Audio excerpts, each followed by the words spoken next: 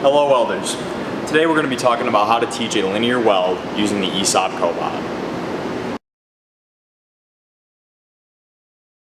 In order to start a new part, we're going to be using the Beacon app.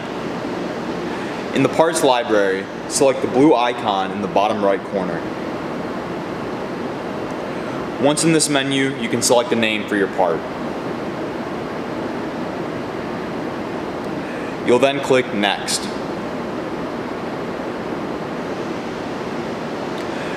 In this menu, you'll select your weld settings.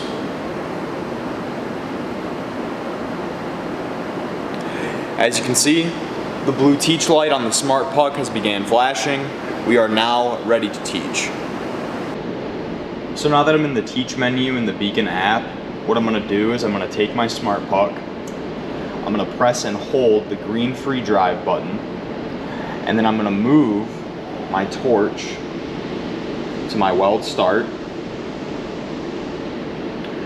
And you can kind of use your non-dominant hand in order to set your torch angles like you would if you were maybe, manually MIG welding or something like that. Now once my torch angles are set and I'm at my weld start, what I'm going to do is I'm going to click the blue teach button, and you can verify in the Beacon app that your weld start point has been set. And now with the green free drive button, I am going to move my torch to the weld end. And for the best weld quality possible, you want your torch angles to be as similar to the beginning as they are at the end. Now that I have my weld end set, I'm going to press the blue teach button again. And now in the Beacon app, you can press save. And then you can create a new playlist with the part. And then we can move this out of the way.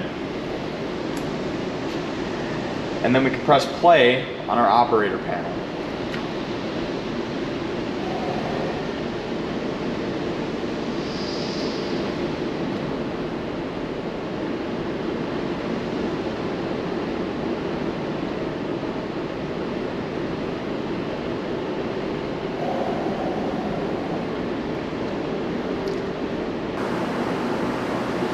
And there you have it, folks.